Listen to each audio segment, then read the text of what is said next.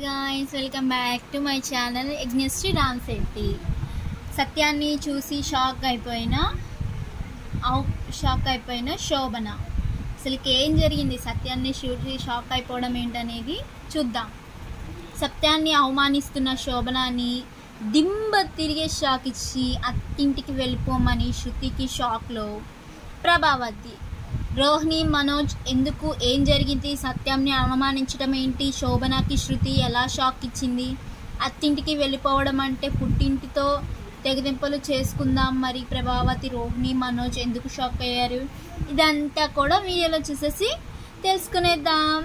గుండె నిండా గుడి గంటలు అప్కమింగ్ ఎపిసోడ్స్లో ఏం జరగబోతుంది అనేది ముందుగా తెలుసుకోవడానికి వీడియోని లైక్ చేసి ఛానల్ని సబ్స్క్రైబ్ చేసి పక్కన బెల్ ఐకాన్లో ఆల్ టైప్ చేయండి. మొత్తం మీద ఇంకా ప్రభావతి అయితే శృతి అర్ధరాత్రి తిన్న బిర్యానీ తనతో పాటు తినడంతో వచ్చినటువంటి కడుపు నొప్పితో బాధపడుతుంది. ఇల్లంతా పీకి పందిరేస్తుంది. ఆఖరికి ఉదయాన్నే కామాక్షి కూడా రావాల్సి వస్తుంది. ఎదురు వచ్చి తనకి కడుపు నొప్పి తగ్గిందా? ఈలోపు బాలు అయితే ఇంట్లో ఉన్న రోకలి బండ తీసుకురావడంతో దెబ్బకి ప్రభావతి భయపడి కడుపు నొప్పి తగ్గిపోతుంది అని చెప్పి చాలా సంతోషపడిపోతుంది. ఇంకా ఈలోపు శృతి తల్లి శోభన ప్రభావతి దగ్గరికి వచ్చి ఇంట్లో ఎవరు లేరు కదా అని అడిగి మరి ఇంకా బాలు మాత్రం ఆ ఫంక్షన్కి రాకూడదు అంటుంది. నేను ఎలాగోలా ఒప్పిస్తానని చెప్పి ప్రభావతి అంటుంది. అదే విషయాన్ని సత్యం దగ్గర చెప్పేసరికి సత్యం ససే మీరా అంటాడు. ఎట్టి పరిస్థితిలోని ఈ ఫంక్షన్కి వెళ్ళాలంటే ఇంటి అందరూ కలిసి వెళ్ళాల్సిందే.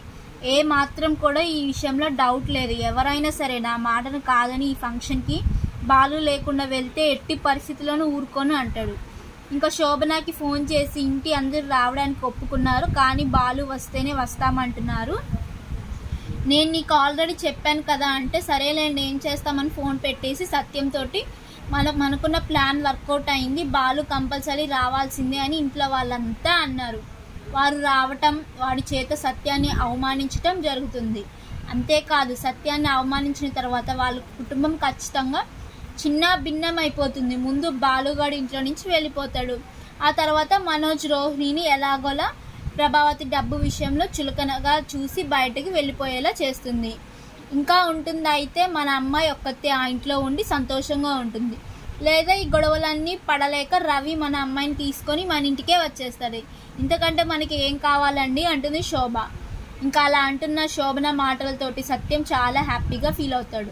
అంటే మనం అనుకున్నది కరెక్టే, ఇప్పుడు బాలు ఖచ్చితంగా వచ్చి తీరుతాడు అంటావంటే వస్తాడు. ఎందుకంటే రాకుండా మాత్రం ఇంట్లో వాళ్ళు ఎవరు రాము అన్నారు కాబట్టి కన్ఫామ్గా వస్తాడు. బాలు రావడమే కదా మనకి కావాలి. అక్కడ బాలు సత్యాన్ని అవమానించాలి, అలాంటి పరిస్థితి మనం క్రియేట్ చేయాలి అంటుంది ఇంకా శోభన.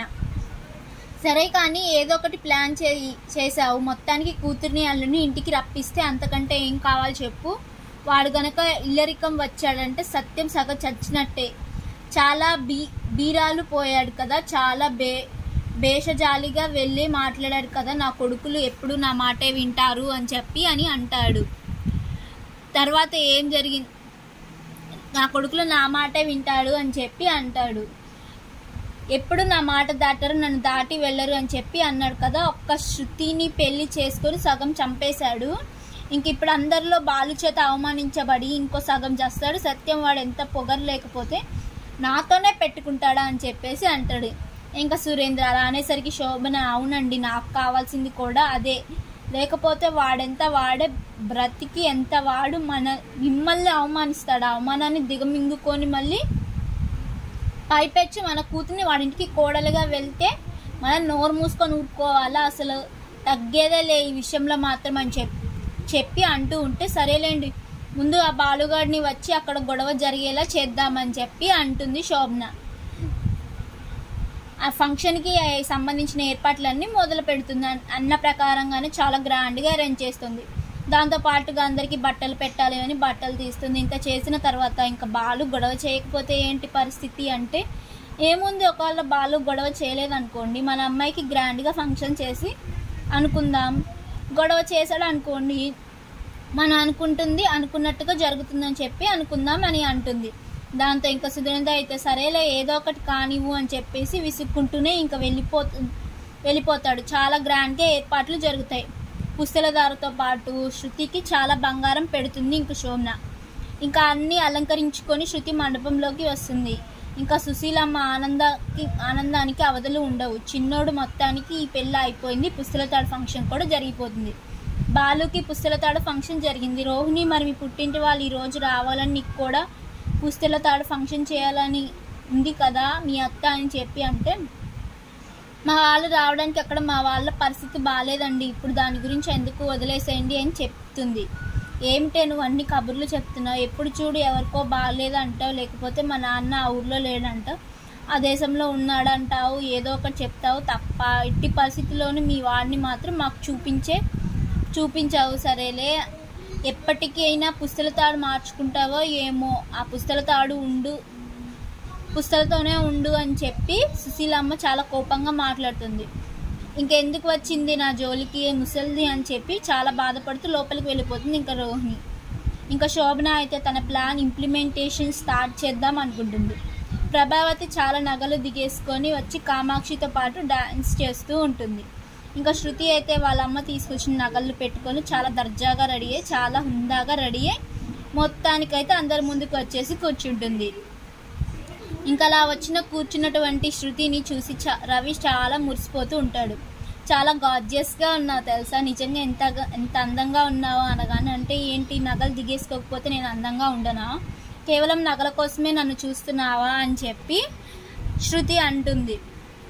అది ఇది అలా మాట్లాడుతూ ఉంటుంది. అమ్మ ఆపు అమ్మ, నీ డైలాగు డెలివరీ మొదలు పెట్టావంటే అస్సలు ఎట్టి పరిస్థితుల్లోనూ మాకు ఛాన్స్ ఇవ్వవు, అదంతా కాదులే కానీ చాలా బ్యూటిఫుల్గా ఉన్నావు సరేనా అంటాడు. ఓకే ఇప్పుడు నేను నిన్ను క్షమించేశాను, సర్లే కానీ ఎందుకు ఏంటి విషయం అని చెప్పి అంటుంది. ఏంటి దేని గురించి మాట్లాడుతున్నావు అని చెప్పేసి బాలు అనేసరికి, సారీ రవి అనేసరికి, ఇప్పుడు మీ అత్తయ్య గారు వాళ్ళు పుస్తలతాడు ఫంక్షన్ అయిన తర్వాత వాళ్ళ ఇంటికి రమ్మంటే అంటుంది.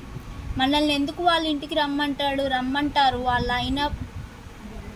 వాళ్ళైనా బాలు అన్నయ్య వాళ్ళకి పుస్తలతాడు ఫంక్షన్ జరిగింది కదా, వాళ్ళ అత్తయ్య వాళ్ళు ఏమైనా వాళ్ళని ఇంటికి తీసుకెళ్లారా ఏంటి, లేదు కదా, మరి ఇంకా అటువంటప్పుడు ఎందుకు మనల్ని రమ్మంటారు అని చెప్పి అంటాడు. దాంతో ఇంకా శృతి అయితే ఇంకా రవి ఇల్లరికం రావడానికి సిద్ధం లేడు అని అర్థం చేసుకుంటుంది. ఒకవేళ వాళ్ళు ఇల్లరికం రమ్మంటారేమో రవి అంటే, అలాంటిది వస్తే కనుక నువ్వే మీ ఇంటికి ఇల్లరికం వెళ్తావు, నేను మా ఇంటికి ఇల్లరికం వెళ్తానంతే తప్ప అది రెండు మాత్రం కలిపి జరగవు, నేను మీ ఇంటికి రావడం అనేది జరగదు అని చెప్పి అంటే, ఓకే బాబు, నేను ఇప్పుడు నువ్వు ఖచ్చితంగా రావాలి అన్నట్టు మాట్లాడట్లేదు, నేను చెప్తుంది ఒకటే, అదేంటంటే ఒకవేళ వాళ్ళంటే ఏం చేస్తావు అని అంటుంది. ఈలోపు పంతులు గారు మంత్రాచరణం అంతా అయిపోయింది. ఇంకా తాళిబొట్టిన 4-5 ముత్తైదువులు కలిసి కూర్చడమే అని చెప్పి మంగళసూత్రానికి పూజ చేస్తాడు. దాంతో ఇంకా 5 ముత్తైదువులు కూర్చొని చక్కగా తాళిని గుచ్చుతారు. గుచ్చిన తర్వాత రవి చేతికి ఇచ్చేసరికి అది శృతి మెడలో కడతాడు. రవి అంతా అయిపోయింది, ఇంకా ముందు ఫంక్షన్ కూడా అయిపోయింది, ఇంకా నువ్వు చేసేది ఏముంది అని చెప్పి ఇంకా సురేంద్ర అంటాడు. చెప్తున్నా ఎందుకు కంగారు పడుతున్నారు అని చెప్పేసి అంటూ శోభన అక్కడ తన ఏర్పాటు చేసిన మనుషులతోటి మాటలు మొదలు పెట్టిస్తుంది. వీళ్ళు గొప్ప చెప్పటం, ప్రభావతి వాళ్ళు లేని వాళ్ళు చెప్పటం, సత్యం వీళ్ళ దగ్గర డ్రైవర్గా పనిచేశాడని మాట్లాడడం ఇలా జరుగుతూ ఉండేసరికి వాళ్ళకే కోపం వస్తుంది. ఆ వెంటనే మీనా వచ్చి ఈ గొడవ జరగడానికి ఇదంతా చేస్తున్నారేమో అంటే నాకేం అర్థం కావట్లేదు, ఎందుకో ఇదంతా సరి, వెళ్ళిపోదాం పదానా అన్న అంటే, పర్వాలేదు తిరిగిరా ఉండని అని చెప్పి అంటాడు సత్యం. ఇంకా మాటలతోటి బాలు ఆలోచనలో పడతాడు. ఈలోపు శృతి వస్తుంది. మామ్ ఏంటి వాళ్ళంతా నోరు మూసుకొని ఉండమని చెప్పు, ఇష్టం వచ్చినట్టు మాట్లాడుతున్నారు ఏంటి అని చెప్పి అంటుంది. ఎవరో ఏం మాట్లాడారో అని చెప్పి అంటుంది శోభన ముందే. అర్జెంటుగా వాళ్ళందరినీ నోరు మూసుకొని ఉండమని చెప్పు, నాకు చాలా కోపం వస్తుందని చెప్పి అంటుంది. వాళ్ళు ఏదో మాట్లాడుకుంటే నువ్వెందుకే ఇదవుతున్నావు అంటే, సరే అయితే నీకు వాళ్ళు ముఖ్యం అంటే నేను అవసరం లేదంటే నేను ఇక్కడ ఉండను అని చెప్పేసి మామయ్య గారు పదండి అని చెప్పేసి అంటుంది.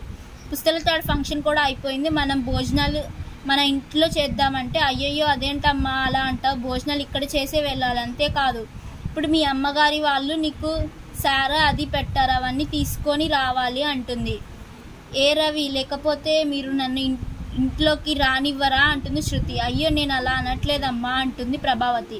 కాబట్టి దయచేసి అందరూ నడవండి, మీరు బాగా గుర్తు చేశారు అంటే, ఈ తాలిబొట్టు తప్ప ఇవేమి నాకు నేనుగా తెచ్చుకున్న నగలు కానీ నేను సంపాదించుకున్నవి కానీ కాదు, సో మమ్మీ తీసుకోండి అని చెప్పి శృతి అన్నీ తీసి ఇంకా శోభనకి చెప్పేసి పదండి అని చెప్పి ఇంటికి తీసుకొచ్చేస్తుంది.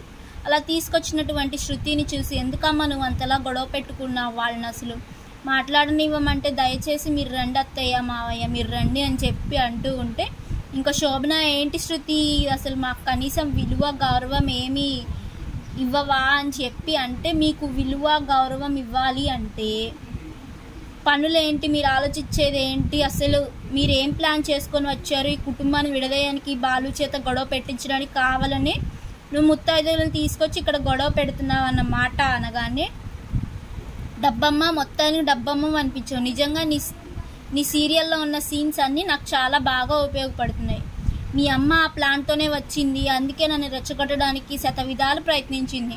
మీనాకి మాట ఇచ్చాన మూలాన నేను ఎన్నటికీ తగ్గి ఉన్నాను అంటాడు.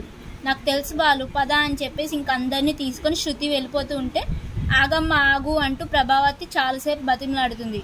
కానీ ఉండగానక ఉండను అని చెప్పేసి ఇంకా శృతి అందరినీ తీసుకొని వెళ్ళిపోతుంది. ప్రభావతి, మనోజ్, రోహిణి ముగ్గురు ఒకరి ముఖం ఒకరు చూసుకుంటూ ఉంటారు. కారణం ఏంటంటే రావాల్సిన నగలేమి రాకపోగా ఉన్నాయి మొత్తం ఒలిచేసి ఇచ్చేసింది శృతి. ఇంకా శోభన ఇంకా సురేంద్ర అయితే షాక్ అయిపోతారు. చూద్దాం మరి రాబోయే ఎపిసోడ్స్లో ఏం జరగబోతుందో. వీడియో నచ్చినట్లయితే లైక్ చేసి వీడియోని షేర్ చేయండి. అలాగే ఛానల్ సబ్స్క్రైబ్ చేసుకోండి. పక్కనున్న బెల్ ఐకాన్లో ఆల్ టైప్ చేయండి. Thank you.